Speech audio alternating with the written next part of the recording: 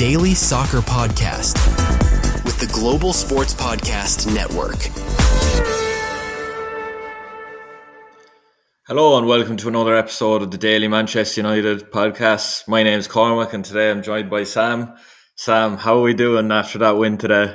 Yeah, I mean, very good, mate. Obviously, I'm over the moon, to be fair. I'm absolutely buzzing. Firstly, I should say it's been a while since we've been on. And then in terms of this, it's mad, mate. It was mad. Like, genuinely, where did we pull this out from? Like, I genuinely did not think we had the performance like this in us. Like, okay, and it was a bit of Liverpool not being at their best, but also I thought we played some good football at times.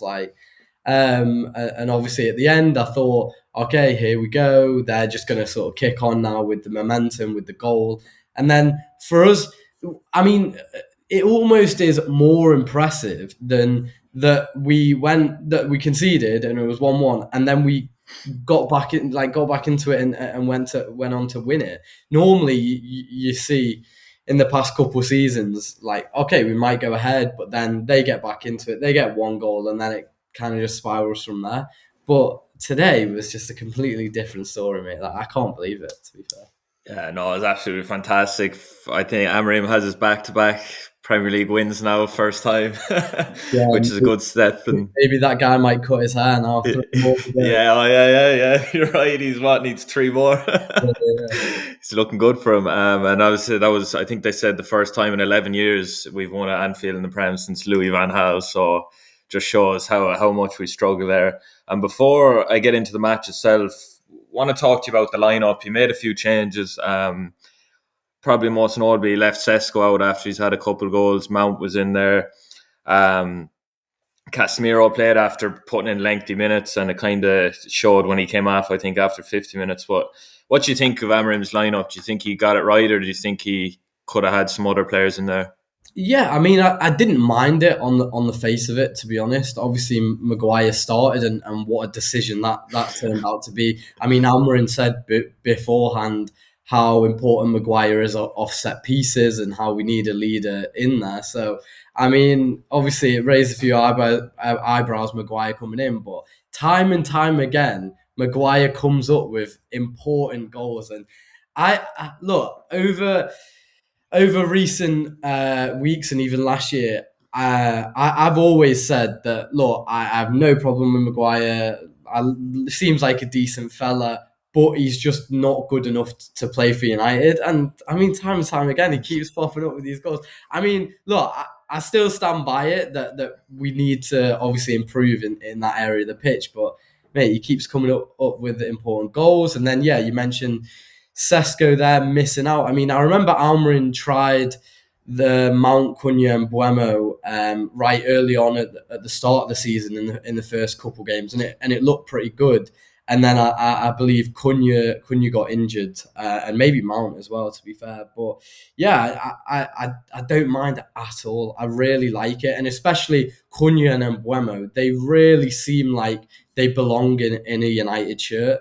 Obviously, Sesko, there's still question marks over him. I think, obviously, yeah, this time will tell with him, and that's what I think me and Kieran, I believe, said the other day on an episode, where he is a player where, look, he looks like he's getting used to the tempo and speed of the Premier League. But in Buemo and Cunha, obviously proven Premier League players, and they've come in, and Cunha especially, I thought he was outstanding today, to be honest. And obviously, Buemo got his goal, and Casemiro, yeah, I mean, we've come to expect that with Casemiro now, where he can't put in obviously the full 90 minutes, but today I thought he put in a pretty good shift. And obviously, when he got that yellow card, it was writing on the wall in terms of him coming off. But yeah, as an overall performance, I mean, I thought in the first half, our fullbacks were getting exposed a little bit, and that's definitely an area where, okay, we've won the game, we can enjoy it. But if I'm Amarim tomorrow morning, I'm looking at those fullbacks areas and trying to see where we can improve, because obviously Dallot's not a natural left-sided defender, and Ahmad trying to play right wing back, I just don't think he has the defensive capability to do that. And I think Gakpo hit the post 3 times.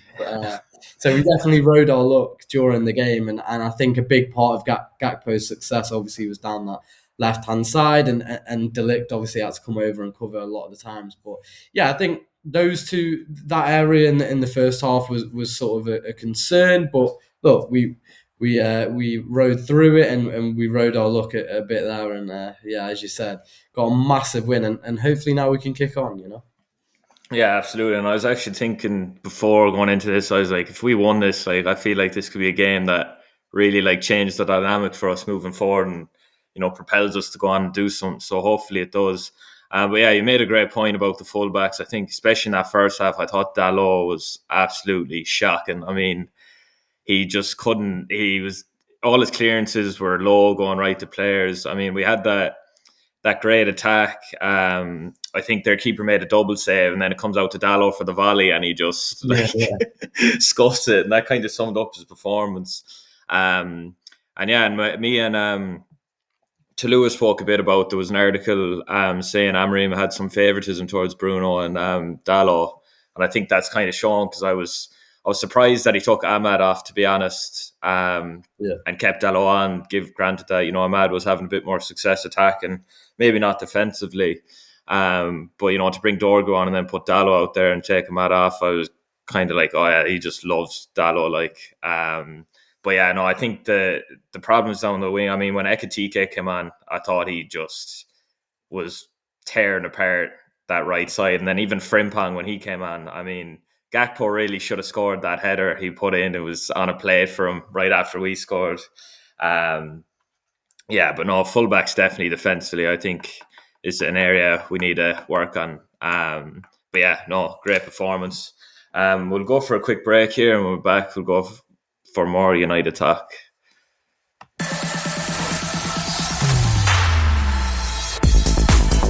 Your daily soccer podcast with the Global Sports Podcast Network.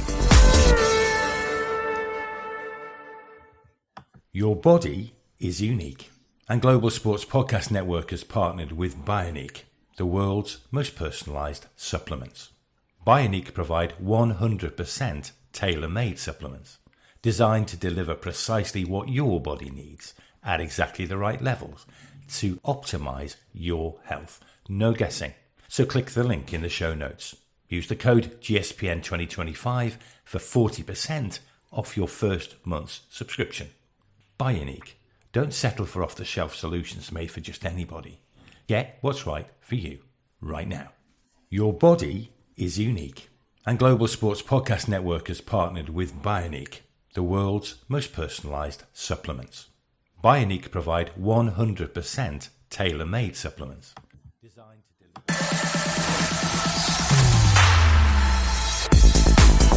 your daily soccer podcast with the Global Sports Podcast Network.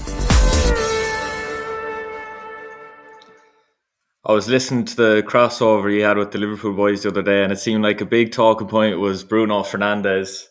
I was quite shocked, to be honest, to hear how he wasn't that highly rated by the Liverpool guys, but glad you were there sticking up for him. But I want to ask, what do you think of his performance today?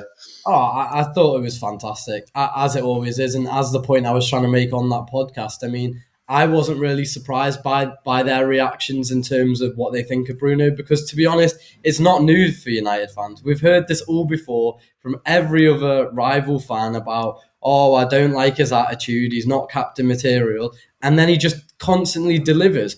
Okay, on occasion he might throw his arms up or he might be annoyed at his teammates, but like the point I made on the episode, he gets annoyed and he's so passionate because he loves the club so much, and he loves he's so good that when the standard isn't up to his level, he's annoyed, and that is what it boils down to, really. He sets the standard so high, which he should, because he's the captain, and our standards should be high if you're playing for Manchester United. Then if it isn't, he gets annoyed and he gets frustrated. But we saw today, I mean, that first 20 minutes, half an hour, he was everywhere. He was all over the pitch. The volley for the Maguire header, the assist, was amazing. I mean, unbelievable to control a volley like that with a cross pinpoint on Maguire's head. I mean, he just keeps on delivering, and people just keep saying, "Oh, I don't like this about him. I don't like this about him." Just be quiet. Just let him cook. Yeah. Yeah, no, I thought he had a good game, and that ball, as you said, first time volley to put it where he did. I mean, he had 3 players back there, and he put it right for all of them to attack. Really, all of them could have scored that. And yeah, it was good to see him. He definitely had a better game than Szoboszlai, who I believe one of the Liverpool guys said was. But this is my point, right? You've got Szoboszlai, who, as I said on the pod, I think Bruno is a lot better than Szoboszlai. That's just my opinion, just is. But then you've got Wirtz, who, how much did he cost? 120, 130 on the bench. And no one's calling that out. And I know Jesse made on the point, it's because we won the league, blah, blah, blah. But you bought a Cam for 120, 130 mil in the summer, and he sat on the bench. Like, that, if that's any other team, if that's United, oh my God, bro. Like, we're getting slated. People are saying, Amarim doesn't know what he's doing. Why is he on the bench? Blah, blah, blah. Like, do you know what I mean? So, and then you end up 70 minutes and you just throw every attacking play you can on the pitch. I mean, is that really a tactical masterclass? I mean, look at the dugout, mate. You start Maguire, he scores the winner. Like, everyone's saying change your system, we win. And then you've got Slot on the other dugout, mate. Hasn't got a clue and just throws on all of his players in the last 20 minutes, hoping for something to stick. You know what I mean? So it's, Yeah, no, I mean, it's a fair point. That's, 4 losses in a row now for Liverpool. I mean, they're looking in dire straits. And even, I mean, the wins they were getting before that, Burnley, they got a lucky handball for a pen last minute. They had Newcastle, they won last minute. They were kind of scraping by a lot of these games. And we're only 2 points off them now. Yeah, which you wouldn't think would be at all the case start of the season.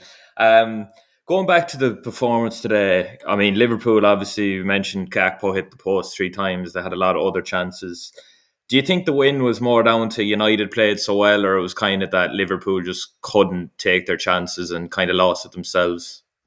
Honestly, I think it's a bit of both. It is really a bit of both. I think we played really good football, to be honest. I think going forward especially, I thought we were very good. I thought our little intricate passes. And to be honest, we've seen glimpses of this, but just not enough. And my question marks now that Mbeumo and Cunha and Sesko and we've got Mount back and Bruno in there, my question marks have never been over the attack. On the attack. Look, we had to bring them in to score more goals, but straight away at the start of the season, I knew okay, we're good now going forward. I just think defensively for me, that's where I still think there's a lot of question marks. And look, I think we did a solid enough job today, but as you mentioned, on another day, we're 3-4-1 down if Gakpo buries those chances. And I just think we're not going that, like in another game, as I said, we're losing that. So yeah, defensively, there's definitely some question marks. What I will say is there's definitely no question marks over the goalkeeper. I mean, I think he's unbelievable, to be fair. And that might be because I've been watching Onana and Bayern for too long. So I forgot what the standard of goalkeeping should be. But I think he was very solid again. Obviously, he's only had 2 games, maybe 3 games, and he has been very solid. But look, we can't get ahead of ourselves. But I thought he was solid.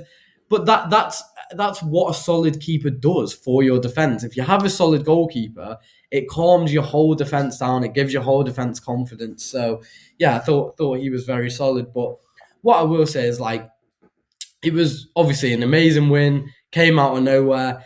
I'm not getting ahead of myself because we did have results last season like this where, look, we drew at Anfield last year. We won at City. And I remember us saying at that time, hopefully now we kick on, and we didn't. So I'm just going to take it, look, a game by game situation. We've got Brighton at home next weekend, which is never a tough game, especially because I believe they won this weekend as well. So yeah, it is genuinely just a game by game case. But look, I hope the players enjoy tonight, and But then get back in the training ground tomorrow, and yeah, hopefully we can kick on, because this is we saw this, as I said before, we saw this last season where there was glimpses, there was games where you go, what, I can see what we're trying to do, but then the next weekend we get battered by whoever. So it doesn't make sense. So we'll see next weekend, I guess.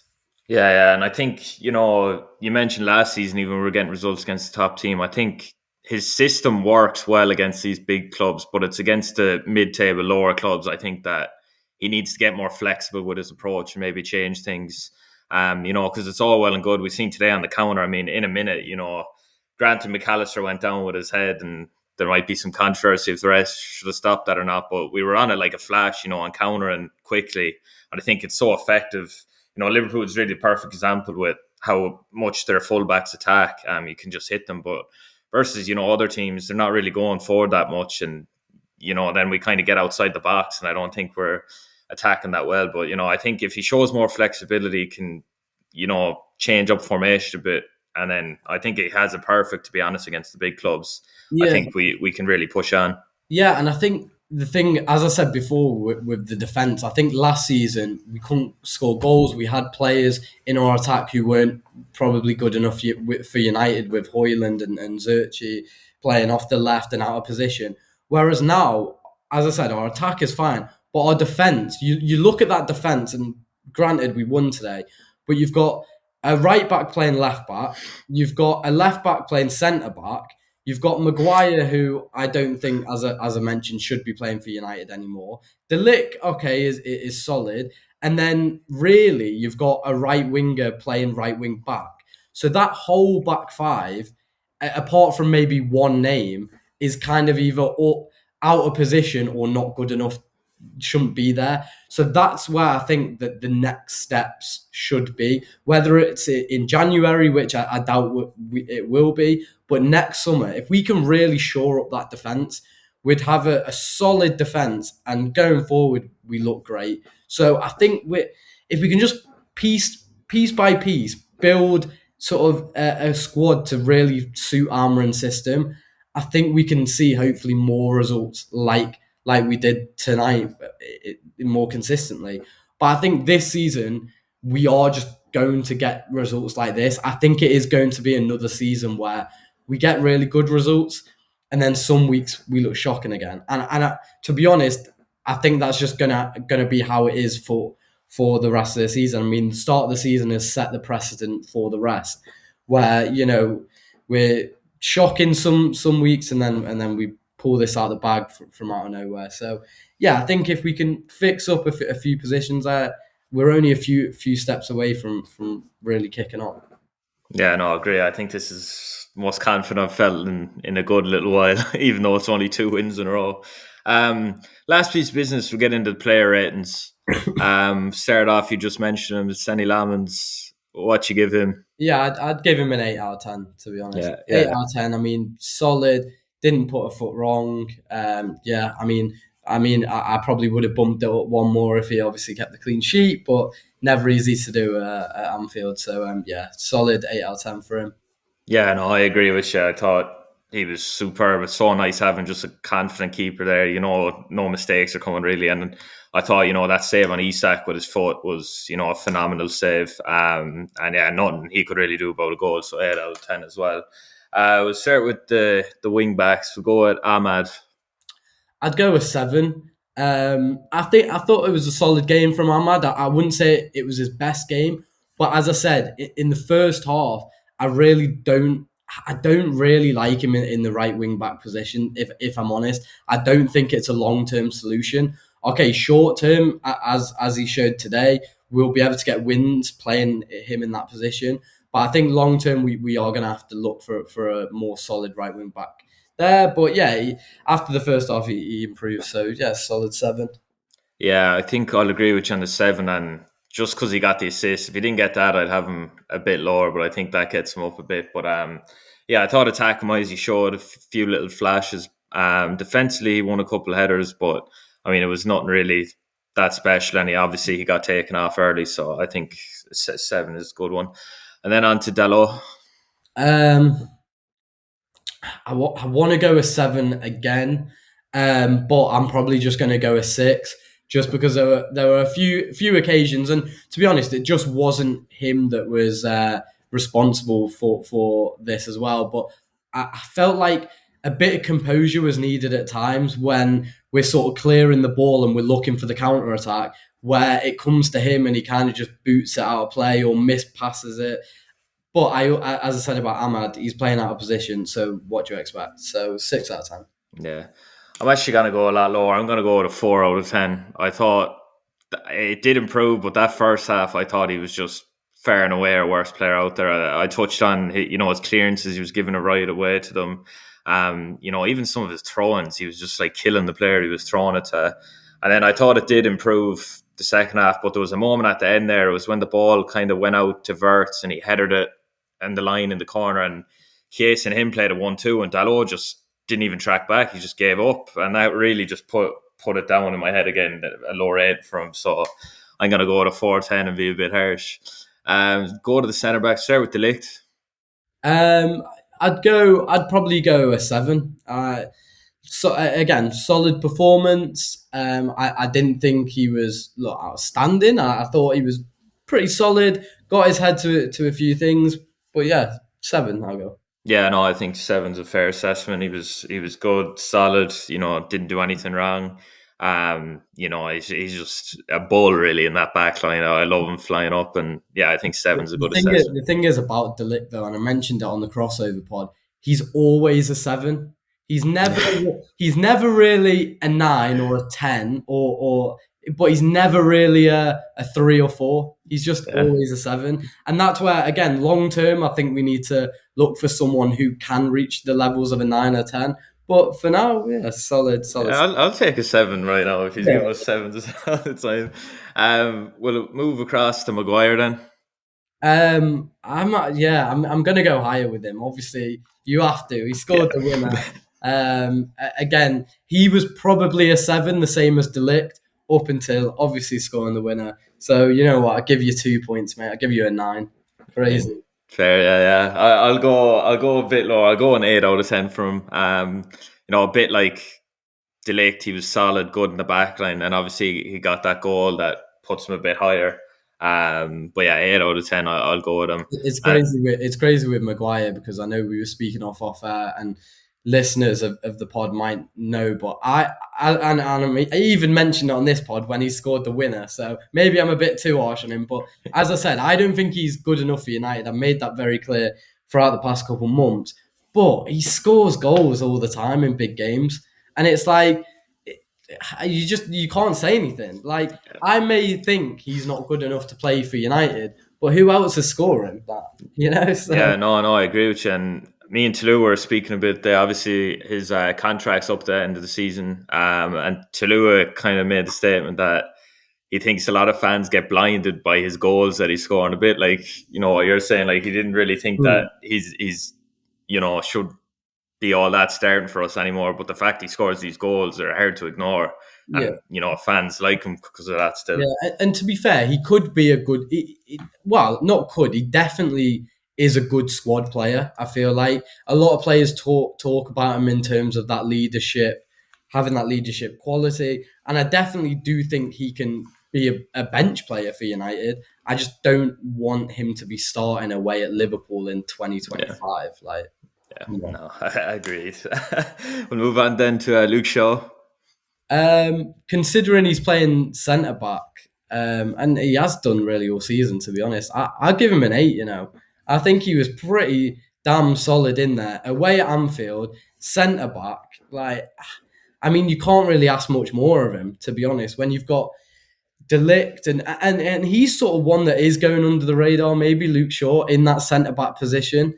We talk about our fullbacks a lot and needing to replace our fullbacks, but look, Luke Shaw at centre-back's doing a damn good job, I tell you that. For someone who hasn't played centre-back or rarely played centre-back before, he's doing a damn good job. So I'll give him an 8 out of 10. Yeah, no, he seems to be kind of one of the favourite now of Amarim. He loves him in that left centre-back spot. But yeah, I'm going to go one lower. I'll give him a 7 out of 10. I think just like the other centre-backs, really just solid, good today. Done nothing wrong. Obviously I give Maguire a bit higher because he got the goal, but yeah, it's 7 out of 10. I thought this is one of Luke Shaw's better performances in recent games. Moving on to the midfielders, there Casemiro. Again, I think pretty solid. I'll give him a 7, just because he picked up a yellow card just before he went off. But yeah, I think 7. It's kind of what we expect now from Casemiro, not playing the full 90, but being pretty solid. Yeah, no, I'd agree with you. 7, I think spot on. I think the fact we said about he was flying around the world there. I think Japan created, played, and put 90 minutes in your legs and to go out there, and he didn't really look off the pace, and he didn't look like a liability like I might thought he'd have been in that state. But yeah, I think 7 out of 10 is fair. Then going on to Bruno. Where do I go with Bruno? I'm going to give him a 9, to be fair. And everyone who says you don't like Bruno, keep talking. Guys, keep talking. The Liverpool lads listening. Yeah, if you're listening, keep talking. Don't have him in your squad. But he's going to assist the winner against you, so that's fine. So we'll have him. If you don't want him, we'll take him. So look, captain to win at Anfield, assist again. It's what Bruno does, really, and we know it. So it's fine. If no one else knows it, we know it. 9 out of 10, easy. Yeah, I think they're all just in denial. I mean, he does it so often. I don't know how they don't know it. I'll go one lower. I'll give him an 8 out of 10. And the reason I bring him down a little bit is I think there was just a few times in that second half he lost the ball a couple of times and looked a bit sloppy for maybe like a 10-minute period. But no, I mean, he's that player, even if he's not on the ball, he just needs one moment and he can create that brilliance. And that's, Yeah, the thing is with Bruno, I think the only thing, and I know the lads and the Liverpool lads and who else throw this thing at him, attitude, whatever. But I actually don't mind his attitude. I just think sometimes he gets a bit too passionate in the game. Like when the game's back and forward, Bruno at times can't control himself. So he's like flying in there, like trying this spectacular pass and like trying everything at like 100 miles per hour. Whereas if he can just put his foot on the ball, just play simple passes sometimes and control the tempo, I think he's perfect at that. Especially at playing that number 8 role, he needs to be able to like calm his emotions and really control the tempo, which I think he does most of the time. But as you said, there was that 10-minute spell where he was a bit just mad all over the place. So, yeah. Yeah, no, it's easy to tell as well. I know what you're talking about when Bruno, he gets a bit annoyed and you can see him really just, the head goes for a few minutes and he's just hell for leather. But yeah, no, I'll give him an 8 out of 10. And then moving on to start with Mbeumo. I'd give him... I'll give him an 8, to be honest. An 8, obviously got his goal. I'll give him a 9. I gave Bruno a 9 and Mbeumo scored, so gotta give Mbeumo a 9. Yeah, to be honest, I thought all of our front three were very good, and obviously Mbeumo got the goal. So yeah, very, very solid performance and a 9. Yeah, I think I'm going to go one lower. I'll go 8 out of 10. I think obviously, the finish he took was superb and, he's such a threat. Even, half chance. He tried to take on Konate with a quick touch. I think in the second half didn't work out, but I was like, geez, we haven't seen that from an attacker in a while. But he's just such a confident, reliable player. I think him and Cunha link up so well. Thought that was on display today, excuse me. But yeah, I'll go 8 out of 10 for him. And then going over to Cunha. Yeah, as you just said, Mbeumo and Cunha, their link-up play is fantastic. I think ever since they've joined United, I think both of them really have a connection, a really good connection that's going on there. And Cunha, I'd give him an 8, to be honest, because he's fitted so well in that squad, and he's looked like he's really sort of relishing the opportunity to play for United, which is so refreshing considering how many players have come in and seem like they've almost buckled under the pressure of playing for us, whereas Cunha just seems to embrace it and every game seems to keep getting better. So an 8. Yeah, I'm actually gonna go higher than you this time for once. I'm gonna give Cunha an 8.5 out of 10. For me, he was my man of the match. I thought he was just monumental. I mean, the dribbles he was doing, relieving the pressure when we needed it, when we're sitting back. His link-up play with Mbuemo, it's just, he seemed like he was just having fun out there, enjoying it, and everything he tried to do nearly worked off. And I think it's so great to have a player like that now who's dribbling direct at players, and can actually, get by them, unlike, maybe Garnacho, who would try it all the time and not really work out. But yeah, I was really impressed. That was kind of a performance like he was in the start of the season before his ankle that shows me he might be getting back to his best. But yeah, I was so impressed by him today. And then the final one out of the starting lineup we'll just do is Mount. Yeah, I mean, probably one of his quieter games this season, I'd say. But again, didn't really put a foot wrong, and that's the thing with Mount. I think the same as I said with Dallot. Mount's always a minimum 7 out of 10 for me. I love Mount, to be honest. I think he's such a hard worker. He dogs it out, and technically he's very good. So even though he had a quiet game, I can't go any lower than a 7, to be honest. Yeah, no, that's fair. Yeah, I'm gonna go with a 6 for him.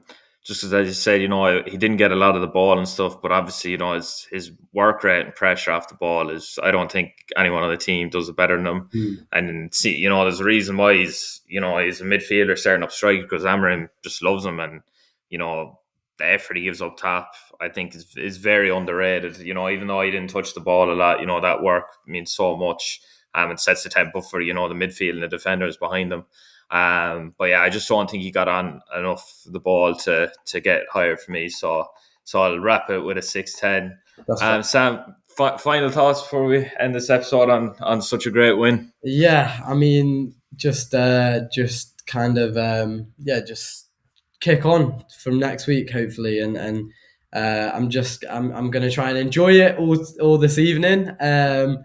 I just hope we can kick on. Look, Brighton at Old Trafford. Look, Brighton's not an easy game for anyone, but I'm really hoping that if we can beat Liverpool at Anfield and then beat Brighton at Old Trafford, we're really starting to build momentum. The pressure is off Amarim for a bit, and I think that's what Amarim needs right now. He needs a respite. He just needs a couple weeks to breathe and to just as a reset.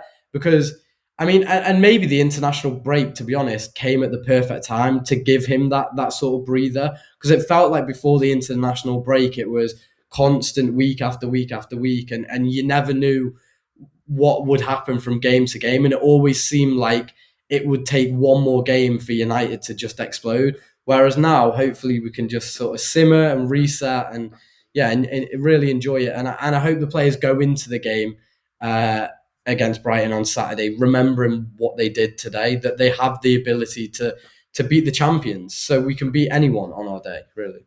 Yeah, exactly. No, great point. I mean, if we can beat Liverpool away even, we're good enough to beat anyone, really. Just have to be consistent and perform like you said. And yeah, hopefully now if we can beat Brighton, I mean, I think hopes are really going to be raised for not too successful season, but I think top 4 charges 100% there right now. I mean, I think we're only 2 points off the top 4, so anything can happen. But Sam, thanks for joining me.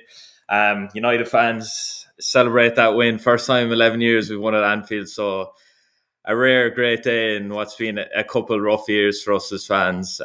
So yeah, go and enjoy it. We'll be back this week again with more episodes, so make sure to check them out. And yeah, thanks for joining us. We'll see you on the next one.